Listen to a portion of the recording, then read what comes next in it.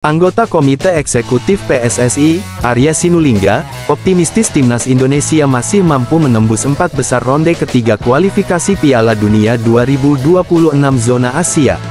Saat ini, skuad Garuda masih terjerembab di posisi kelima klasemen sementara grup C.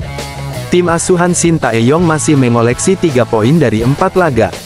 Terkini, timnas Indonesia gagal meraih 3 poin saat menjalani 2 laga lawan Bahrain dan China. Tom Haye dan kawan-kawan ditahan imbang 2-2 oleh Bahrain.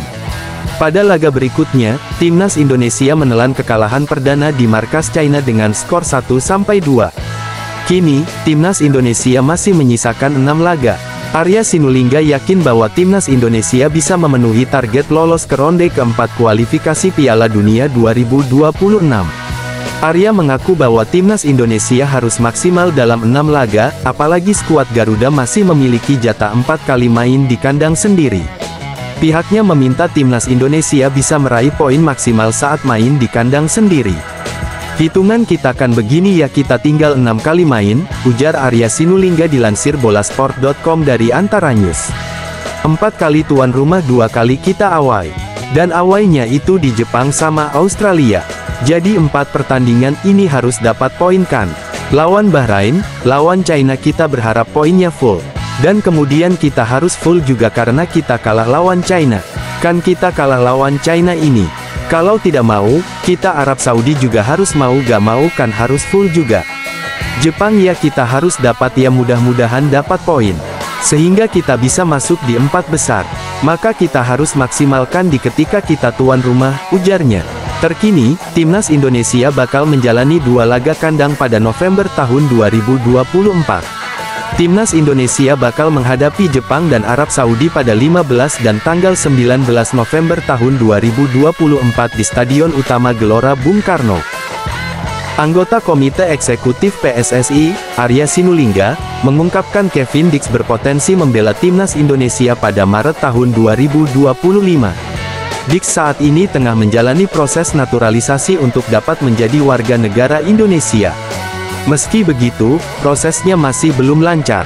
Pasalnya, pemerintah Indonesia masih baru terbentuk setelah terpilihnya Presiden Prabowo Subianto. Selain itu, alat kelengkapan di DPR RI juga baru saja terbentuk. Tentu, pihak PSSI optimistis bahwa Kevin Dix bisa bergabung pada Maret tahun 2025 mendatang. "Seperti yang kami sampaikan ini masih proses kan," ujar Arya Sinulinga dilansir bolasport.com dari antaranews.com. Bahwa pemerintahannya saja masih seperti ini.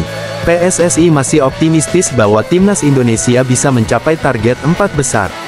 Arya Sinulinga mengaku bahwa timnas Indonesia masih bisa memaksimalkan jatah 4 laga sebagai tuan rumah untuk meraup 3 angka. "Hitungan kita kan begini ya, kita tinggal 6 kali main," ujar Arya Sinulinga. 4 kali tuan rumah, 2 kali kita away. Dan awaynya itu di Jepang sama Australia. Jadi 4 pertandingan ini harus dapat poin kan. Lawan Bahrain, lawan China kita berharap poinnya full. Dan kemudian kita harus full juga karena kita kalah lawan China. Kan kita kalah lawan China ini. Kalau tidak mau, kita Arab Saudi juga harus mau gak mau kan harus full juga. Jepang ya kita harus dapat ya, mudah-mudahan dapat poin. Sehingga kita bisa masuk di 4 besar. Maka kita harus maksimalkan di ketika kita tuan rumah, ujarnya. Pada laga berikutnya, skuad Garuda bakal menjalani 2 laga kandang. Timnas Indonesia bakal menantang Jepang dan Arab Saudi. Laga tersebut bakal digelar pada 15 dan tanggal 19 November di Stadion Utama Gelora Bung Karno, Jakarta. Pelatih timnas Indonesia, Shin Tae-yong angkat bicara soal persiapan lawan Jepang dan Arab Saudi dalam lanjutan grup C ronde ketiga kualifikasi Piala Dunia 2026. Juru taktik asal Korea Selatan tersebut masih pulang kampung ke Korea Selatan. Dirinya bakal pulang kampung sebelum timnas Indonesia main di 2 laga tersebut. Skuad Garuda bakal menantang Jepang dan Arab Saudi di kandang sendiri. Semua laga bakal digelar di Stadion Utama Gelora Bung Karno, Jakarta. Laga tersebut bakal digelar pada 15 dan tanggal 19 November tahun 2024. Tim Merah Putih jelas harus butuh hasil positif untuk memperbaiki peringkat di grup C. Saat ini, Skuad Garuda masih terjerembab di posisi kelima klasemen, sementara grup C Timnas Indonesia jelas harus waspada dengan kekuatan kedua lawannya tersebut. Pasalnya, kedua negara tersebut berstatus sebagai raksasa Asia. Jepang jelas jadi tim terkuat di grup C saat ini. Tim berjuluk Samurai Biru masih perkasa dalam 4 laga ini. Tim asuhan Hajime Moriyasu baru mengantongi 1 hasil imbang dan sisanya sukses sapu bersih 3 poin. Selain itu, Shin Tae-yong harus berpikir keras untuk membawa hasil maksimal lawan Jepang. Jepang baru kebobolan 1 gol dalam 4 laga terakhir. Berhubung laga bakal digelar di kandang sendiri, juru taktik 54 tahun tersebut optimistis dengan peluang timnas Indonesia. Shin Tae-yong sebut timnas Indonesia siap kerahkan segalanya demi hasil maksimal lawan Jepang dan Arab Saudi. Jadwal bulan November sangat penting karena Jepang, ujar Shin Tae-yong dilansir bolasport.com dari Chosun. Tim terkuat di grup kami, yang akan kita hadapi nanti. Karena ini adalah seri 2 pertandingan di kandang kami. Kami harus melakukan yang terbaik apapun yang terjadi, ujarnya. Shin Tae-yong tidak menampik kekuatan Jepang saat ini. Dirinya mengakui bahwa Jepang jadi lawan terberat timnas Indonesia di grup C. Gelandang Bali United, Brandon Wilson, menilai timnas Indonesia memiliki kans besar lolos ke Piala Dunia 2026. Skuad Garuda saat ini sedang bertarung di putaran ketiga kualifikasi Piala Dunia 2026 zona Asia. Sejauh ini mereka sudah mengumpulkan 3 poin dan berada di posisi kelima klasemen sementara. Indonesia akan kembali bertarung pada November nanti melawan Jepang dan Arab Saudi. Brandon Wilson mengakui bahwa pemain keturunan memberikan dorongan besar kepada timnas Indonesia. Namun, di sisi lain pemain-pemain muda mulai berkembang setelah mendapatkan tempat di klub. Di Bali United sendiri ada Kadek Arel dan Made Tito yang merupakan pemain muda potensial. Ya, saya melihat ada banyak pemain yang dinaturalisasi. Ada juga banyak pemain Indonesia yang lahir dan besar di sini, sekarang saya bermain dengannya. Saya akan menyebut Kadek Arel, dia adalah pemain masa depan timnas. Kami juga memiliki pemain muda Made Tito, aku bisa melihat masa depan, kata Brandon Wilson dilansir bolasport.com dari kanal YouTube Transfermarkt Indonesia.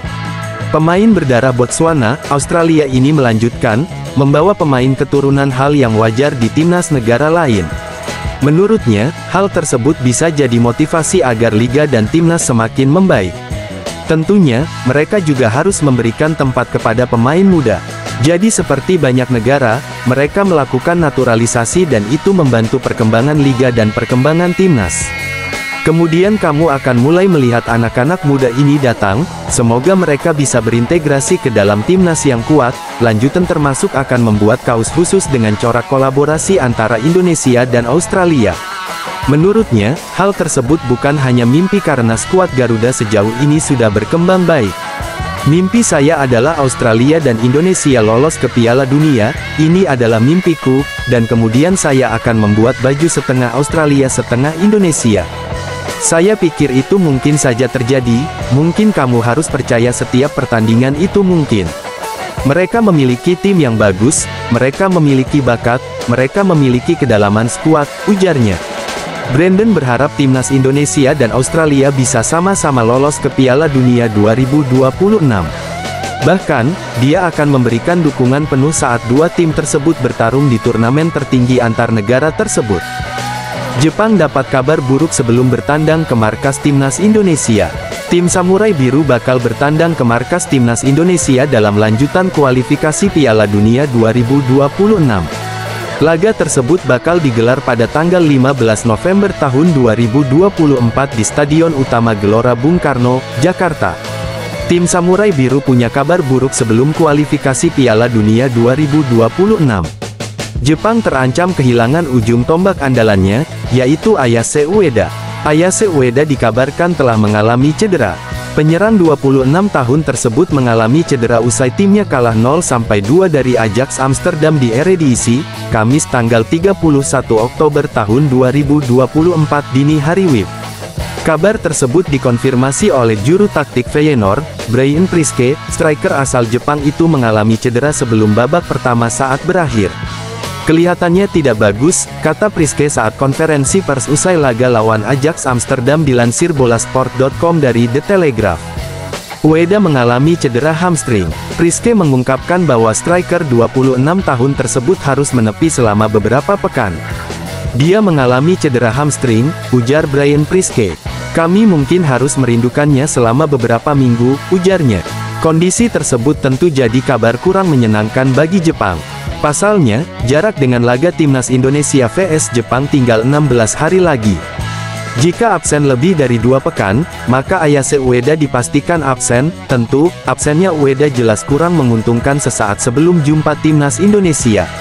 Penyerang 26 tahun tersebut punya sejarah bagus saat jumpa timnas Indonesia. Dirinya pernah tampil lawan timnas Indonesia saat main di Piala Asia 2023. Ayase Ueda tampil menggila di depan gawang timnas Indonesia. Penyerang 26 tahun tersebut mencetak 2 gol pada laga tersebut. Tim Samurai Biru sukses mengantongi kemenangan 3-1 atas skuad Garuda.